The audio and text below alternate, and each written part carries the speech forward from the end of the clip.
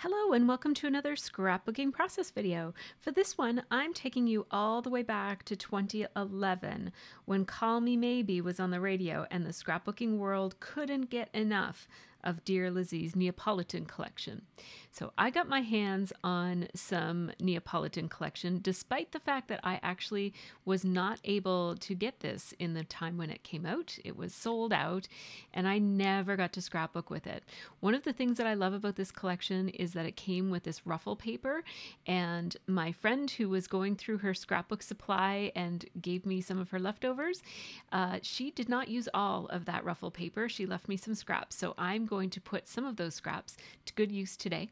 What I'm going to do here at the beginning is just familiarize myself with this collection since I haven't seen it in person before. I saw everybody else's beautiful layouts when it came out. There's two pieces, or one piece and a partial piece of that beautiful mason jar paper, and I have a couple of scraps here. This was back when the chevron pattern was hot and trendy and brand new to the scrapbooking world. We've got some polka dots and these really cute banners. I think I'll use those today. And another polka dot and a couple of other patterns here. So I don't have the whole collection, but I have plenty of pieces. And this piece right here, it looks like this came from the paper pad because it's not double-sided. And so I'm actually going to take that, and I think I will also fussy cut some of these banners and use that red grid paper as my background. Now, I'm not going to use this for any of these wedding photos, and I have a couple of other photos here that won't work, but I thought maybe I might have something already printed that might work. This is for my daughter's 13th birthday, which was a long time ago now. She's 16, but then I found these photos of our trip to Souris, PEI, and I have a story to tell about it. So let's take some of these photos. I really love this beautiful sunset, and I think that the soft oranges and yellows will pick up on the soft colors in this collection. So I'm just using my Stampin' Up trimmer to trim off the designer strip on that paper, leaving me with a 12 by 12. And I like the idea of using that card, but it says, let the fun begin, and that's not really part of my story, so I'm just going to not use that. But I definitely want to use this ruffle paper. So I'm having a look at what else there is here, and there are these little, they almost look like little Polaroid pictures, but they have little elements inside of them. So I'm going to take at least one of those, and then I'm going to trim off. At first I thought maybe one of these banners, and then I'm going to decide very quickly that one good banner deserves another, and then a good pair really requires a third. So there we go. We've got three now. And I am going to fussy cut those, and I'm just curious about how long it takes. So I'm setting a timer just to see. I'm not racing or anything. I'm not trying to do it particularly fast, but I thought, especially since I know I always speed these videos up by about 4 times, that it's really hard. I like to show my whole process, but it's hard for you guys to really get a sense of how long this takes. So you will get to see, because I will, my timer's going to eventually go to sleep, but I will wake it up again and you'll get to see how long this took. I won't spoil it for you. My tips for fussy cutting, if you watch a lot of my videos, you might already know this, but my tips are to, for the most part, keep your scissors straight and your wrist straight. You see that I'm breaking my own rule here. I am turning my hands sometimes, but for the most part, I'm turning the paper and leaving the scissors straight. Rules are meant to be broken, and you should fussy cut whatever way works for you. But generally speaking, see how here I'm just keeping the scissors straight and it's the paper that's turning? For most people, I think that that's an easier way to fussy cut. And I'm just going to cut around the triangles, and I'm trying to decide, am I going to leave those little blocks of banners solid, or am I going to cut around them, because there's very little detail in between them, and I think I could have gotten away with leaving them as blocks, but it just didn't look right to me. So I'm going to go ahead. We're already 5 minutes in here, and we've got one banner almost finished. And while I'm at it, I'll just make the flags of these little flagged fishtail banners be actually fishtailed.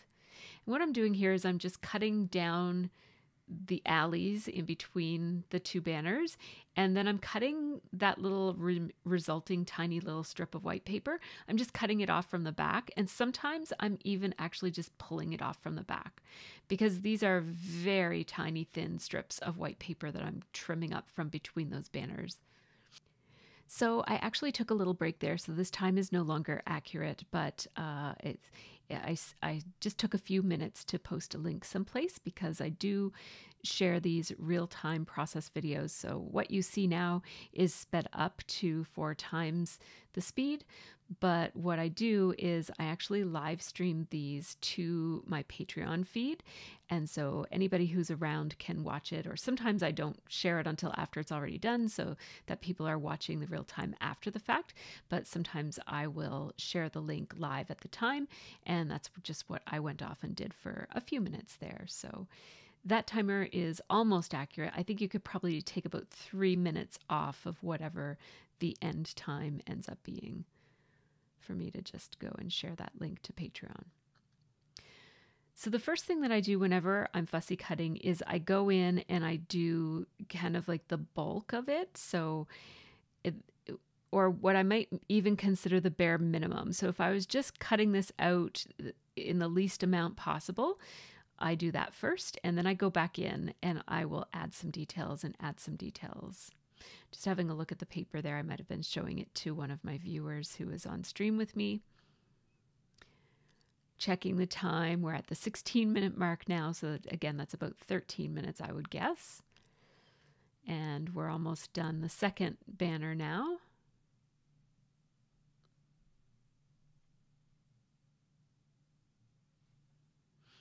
I will speed this up even more. So this is 8 times the speed now, which I don't normally make my process this fast because it can get a little woozy for viewers. You'll notice that there are the occasional time that I accidentally cut through the whole string and cut the banner apart. That's okay. These banners will reattach easily. Like when I glue them down, I can glue them down so that they look like they're all one piece.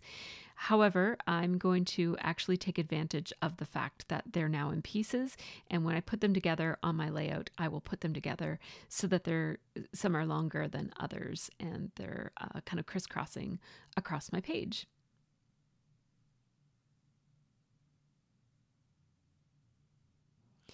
And one of the things that I've noticed about this kind of fussy cutting is that it doesn't take that long. Like, this is probably the most labor intensive fussy cutting I've done in a long time, in that it took about 20 minutes altogether, I believe.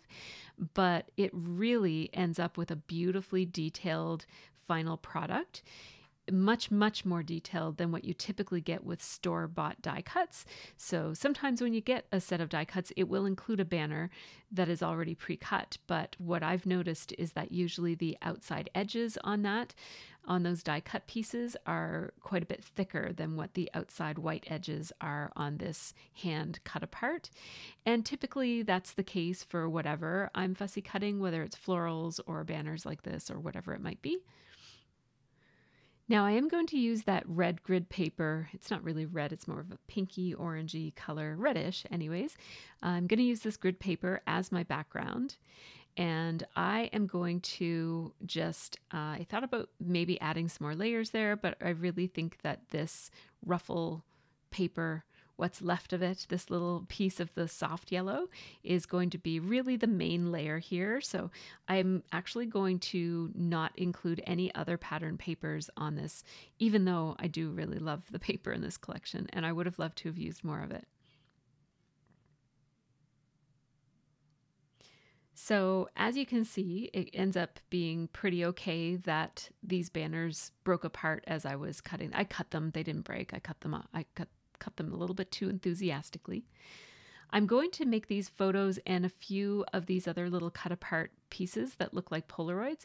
I'm going to make them look like a casual bunch of photos, including my own photos, but also those Polaroids from the collection.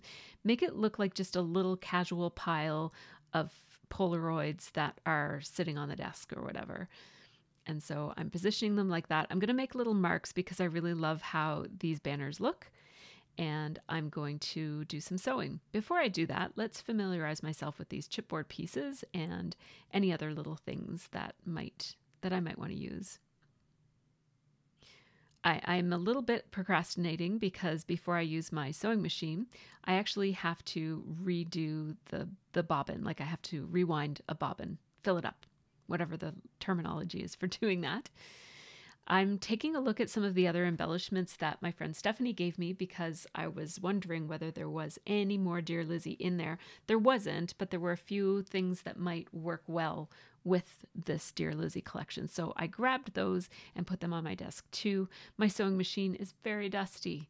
I use it, but it still gets dusty sitting up there on my on my shelf. So the last time I used my sewing machine, I did run out of bobbin, and I just decided to stop sewing when I ran out of bobbin because I don't really like doing this very much. Now, I did this wrong first, so you'll see me start and then make a mistake. I'm going underneath of my desk right now looking for the plug and the pedal, and I keep both of those under my desk so that I can easily grab them whenever I use the sewing machine. And there we go. So I did it wrong the first time, but I guess I missed narrating that. But this is my second try.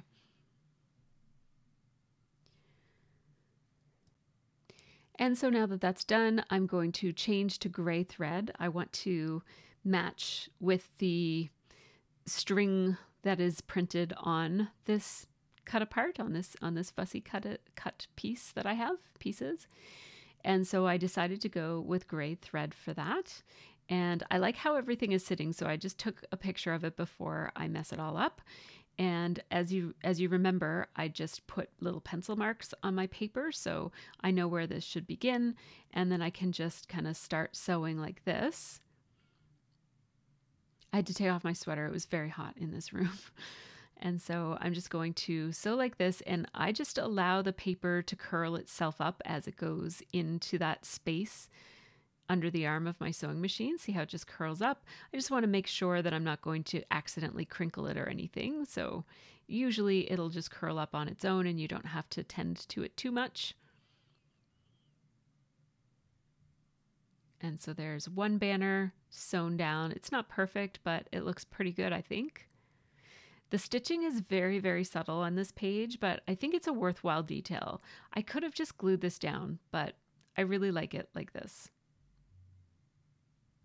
Now this other one crisscrosses a little bit, so I'm just lining it up where the pencil markings were that indicated the beginning and the end of it. So I'm going to just take your time when you're sewing something this fine on a scrapbooking page.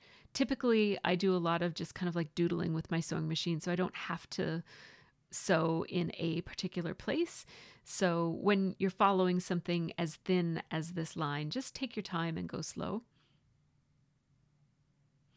This sewing machine, because it's just a little half size, this is a Janome or Janome New Home printer, or not printer, sewing machine.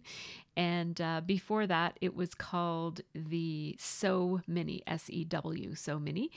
I think that this one is the Sew Mini. I have both of them. I have this older one, which is white, and I have a newer one, which is gray.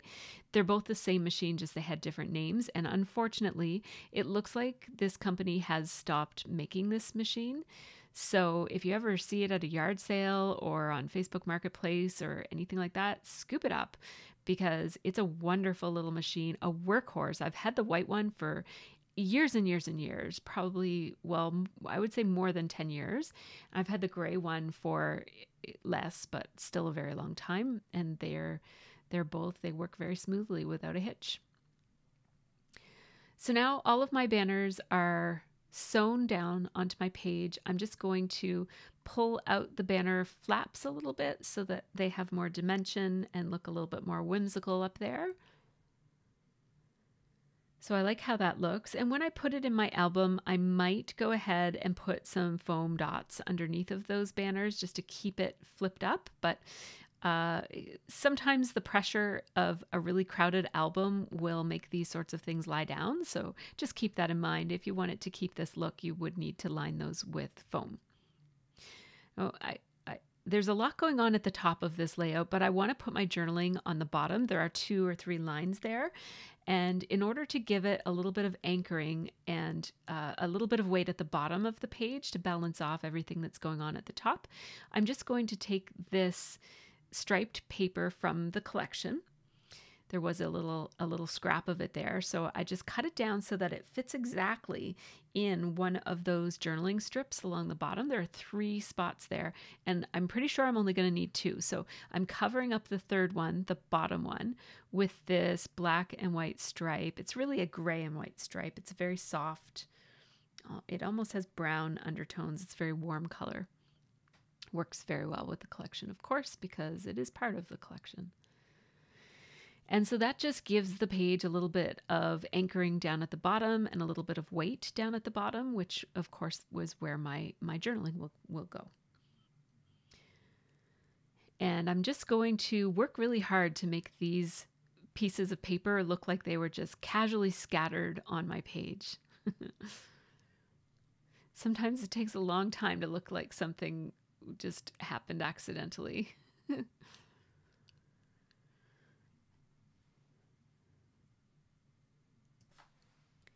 So I'm thinking that my title will go over here on those ruffly yellow pieces over on the left-hand side of this page.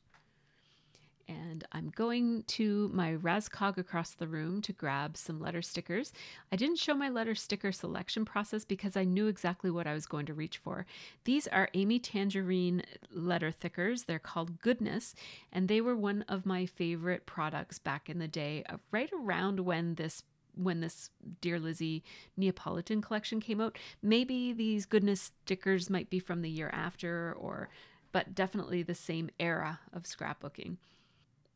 So I like how this looks, and I don't really trust myself to pull it up and put it all back together again. So I'm just going to pull it up piece by piece and stick each of these pieces to one another. I am referring to my photo, which I took of this little assortment of scraps, and as you can see, I just want it to look like it just landed there scattered, and that looks pretty good. I'm trying to decide here if I want a little bit of the yellow to show through at the bottom, and so if I do, I need to position this little cluster of photos and pieces of paper a little bit higher on the page. And I'm thinking I'll use one of those extra bits of banner to make it look like, to incorporate this scattered photo cluster in with that background of the banners. And now I'm thinking about what my title might be, and I was originally going to call it Souris, which is, well, in French, it's the word for mouse, and it's actually pronounced more like souris. I'm not French, so I probably didn't pronounce that right, but that is certainly better than Souris, although Souris is what people call it.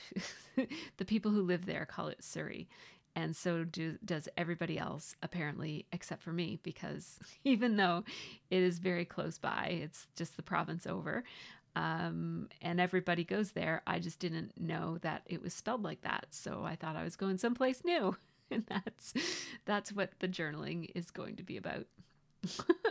I thought I was going to some awesome new place called Souris, PEI, which is not at all the same as Souris, but I was wrong. So I decided to use also some of these letter stickers that came in the collection. So I decided to spell out Souris as it is pronounced, like Surrey. And then I'm going to cross that off and then put Souris below, spelled the proper way, but I just pronounced it wrong for the place. And so that's my title, is Souris PEI 2021.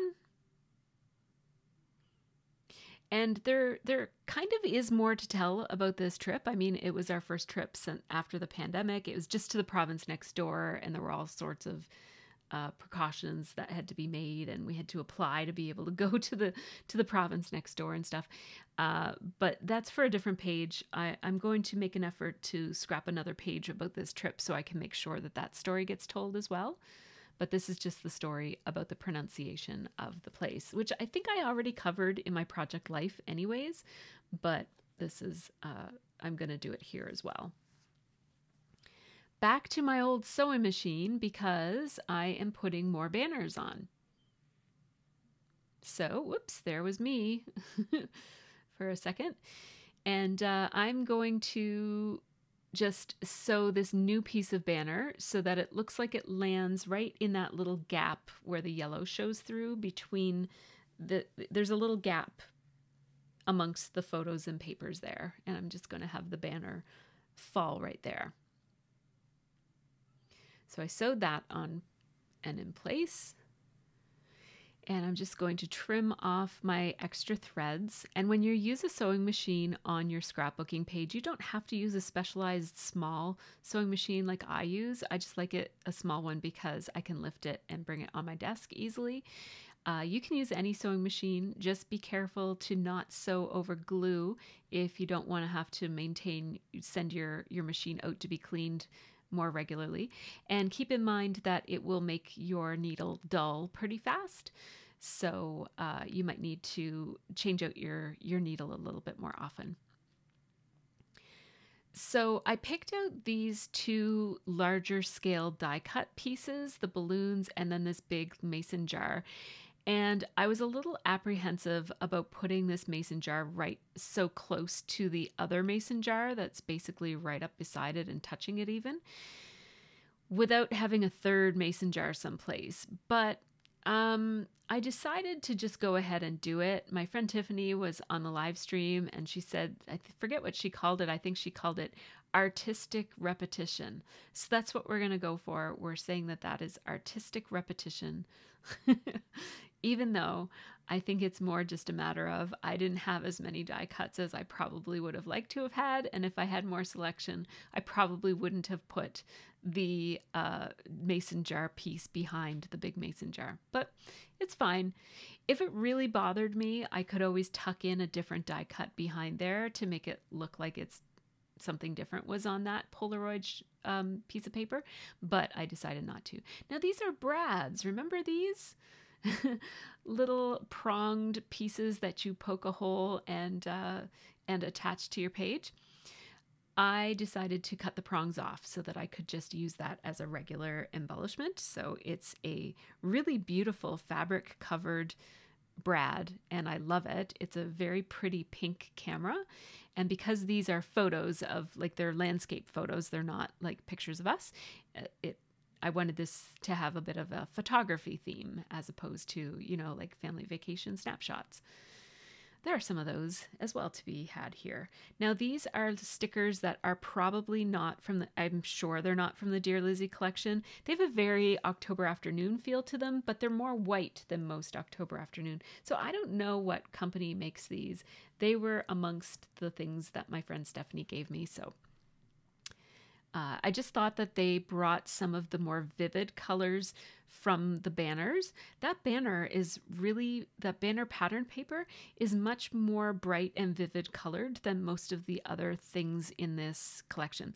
I'm going to not put those tickets there because if I do, they might cover over that little bit that I specifically designed this so that that little bit of yellow would be showing.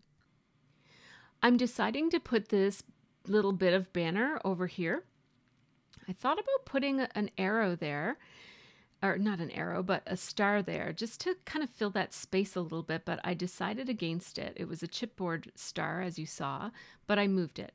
I wanted to just do a little something with this little mason jar, just to make it a little bit, I don't know, give it a little something.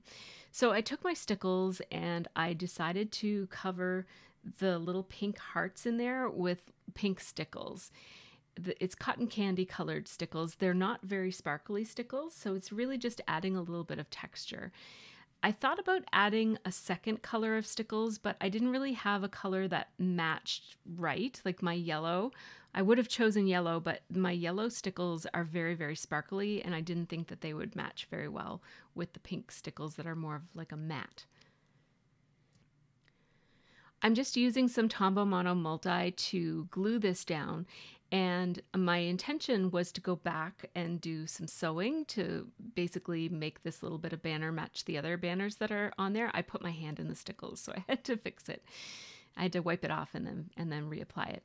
I was very careful when I put my Tombow Mono Multi that I did not put it where the sewing would go. So I will go back and sew it. It's not there yet. It's not there for the photos at the end of this layout, but I will sew there before I put this layout away in my album, I hope. Maybe, if I remember. It looks so, you can't really tell, but I will do it. My journaling here says, when we first booked this trip, I thought we were discovering a new little community, not realizing it's pronounced Surrey, and it's actually a well-known common destination. I do enjoy Surrey, but I had been there before. It wasn't like this new thing I was doing. It's a cute little community, and if you ever have a chance to travel to PEI, make sure you check it out. It's at the very, very, very tip of PEI, very close to the ferry that goes to the Magdalen Islands. So yeah, it's a fun little place. Those stickers that I put, that are the sticker sheet is right there beside my phone, they weren't standing out enough. So I decided to outline them with my same journaling pen. This, by the way, is a Faber-Castell Pitt pen. And I love that blue color. It's a purple. It's gorgeous. And I didn't do a good job on my outlining for one of the stars, so I just did it on the sheet where it was a little bit easier, and I replaced it with the better outlined one. And I'll fix it up a little bit as well. And I will show you how this one looks close up. I've been forgetting to do this lately, so here's this footage. I used to always do this. You can see the difference that sewing makes. It's not essential if you don't have a sewing machine or hate sewing on your papers. It would look fine without it, but I do really like the extra tiny little bit of detail and texture that it adds. And as you can see, those outlined stickers just add a little bit. I put a cluster of buttons and brads right there with 3 little stickers and then 2 more stickers up by the balloons just to balance it off a little bit. Before I share the photos, just a quick shout out to my Patreon supporters. These folks on the screen right here help make this channel happen, so big thanks to all of them. Patrons get early ad-free access to all of my process videos and real-time unedited versions of my videos, as well as monthly live stream behind the scenes of my room and my process and a bunch of other fun things.